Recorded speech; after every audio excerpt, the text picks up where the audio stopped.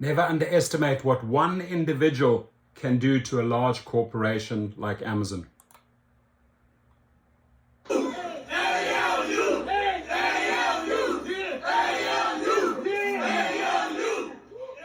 For Amazon warehouse workers. Employees in Staten Island voted today to unionize. It's the first time in the company's 27-year history that that's happened.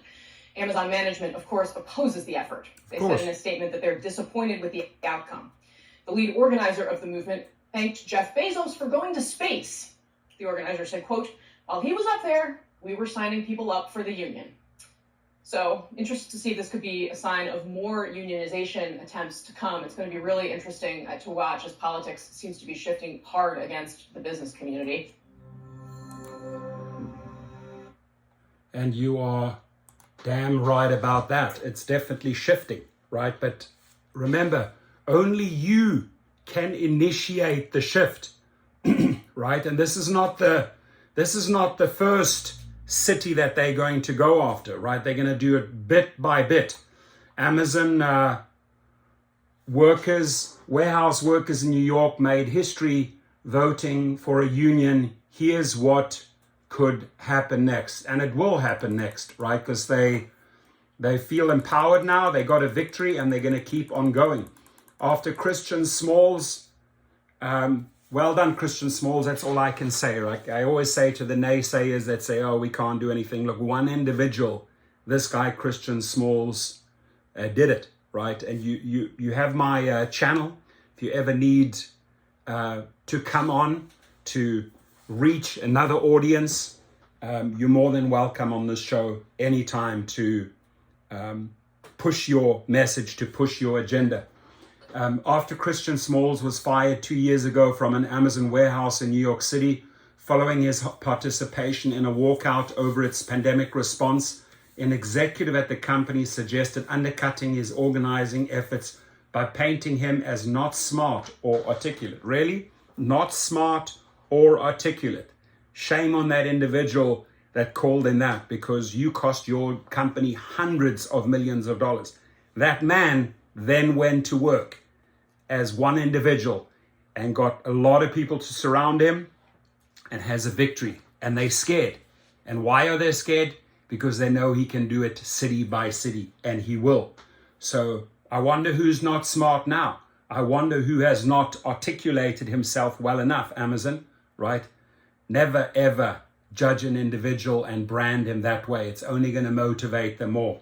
When Small's newly established organization garnered enough interest to hold a union election at the facility this year, spokesman for the tech giant initially cast doubt on the legitimacy of the signatures, indicating support. And when the election went forward, Amazon engaged in a full-blown campaign to combat the union drive, including text messages, signage, and required group meetings to convey its anti-union message to workers. But on Friday, the results of that election showed that employees at the Staten Island, New York facility voted overwhelmingly in favor of unionizing with Amazon Labor Union, ALU, the grassroots labor organization started by Smalls, right? And other current and former Amazon employees of the facility. The move marks the first time a group of US workers have successfully voted to form a union in Amazon's 27-year history. Never, ever tell me that one person cannot change things, right? The win is striking for a number of reasons, including the ALU is a scrappy effort unaligned with an established labor union that scored a decisive victory, while a drive done in tandem with an 85-year-old labor union in Alabama has stumbled. The results of an election at Bessemer 1 year ago favored Amazon, but were scrapped after a National Labor Relations Board regional director determined Amazon had illegally interfered, the decision the company called disappointing. A do-over election currently remains too close to call. Now, the milestone vote and the bootstrapped approach to achieve it may well have a ripple effect throughout Amazon. Watch what happens next, folks. Where other union efforts are already underway, it has potential to motivate workers at other warehouses to unionize, labor experts say, and perhaps to rethink more conventional tactics for doing so. it could also supercharge the broader labor movement in the United States. Thank you. That's what we're getting going. Amazon, the country's second largest private employer, became even more dominant during the pandemic, hiring hundreds of thousands of workers to keep up with surging demand for online deliveries. The company is also widely viewed as setting the standards for what the future work looks like across the United States, with its emphasis on ultra-efficient warehouses, automation, and careful tracking of worker productivity. Amazon workers around the country will now have a belief that it's possible to organize.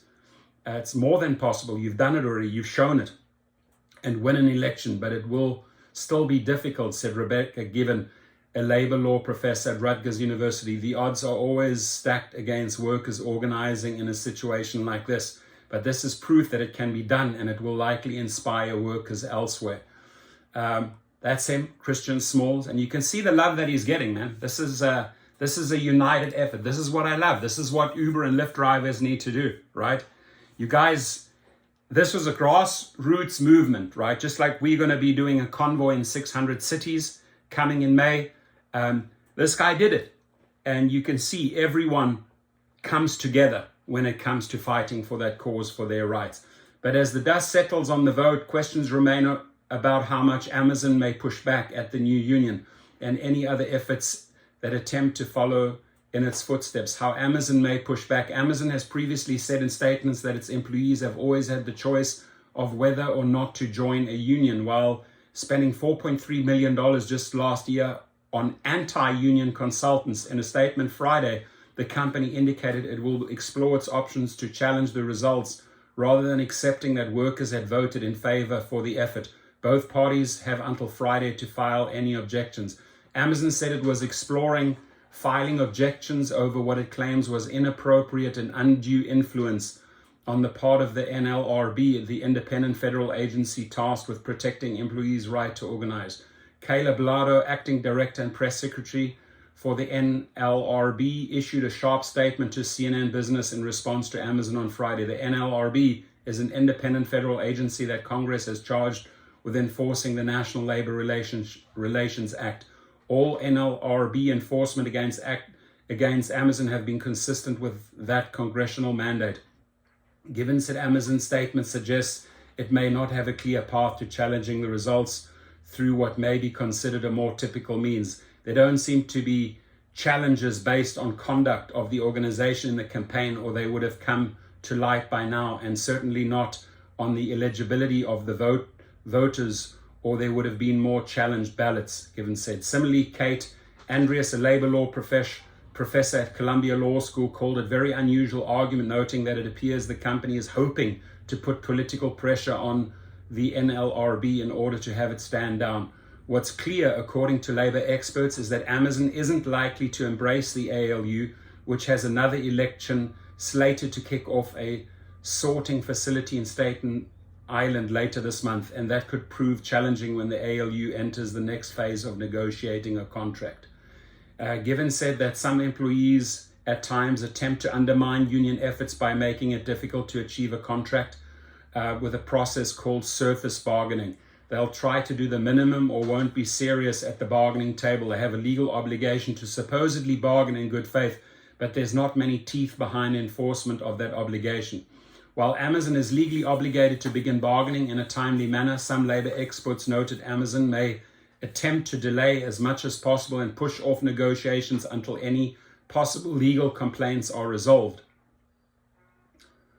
So where the union push goes next. Within hours of the union victory, the outcome was praised by the White House, advocacy groups, and large labor unions, some of which hinted at plans to build on the new momentum to unionize Amazon. The Teamsters are excited to continue this fight against Amazon on the shop floor, at the bargaining table, and on the streets, said Sean O'Brien, the newly installed general president of International Brotherhood of Teamsters, in a statement Friday. The Teamsters, which represents some 1.3 million members, including UPS workers, voted last year in favor of making Amazon a key priority in helping its workers achieve a union contract. So this is just the beginning. As you can see, one man started a massive movement, and it's just going to keep on snowballing. Your thoughts, please.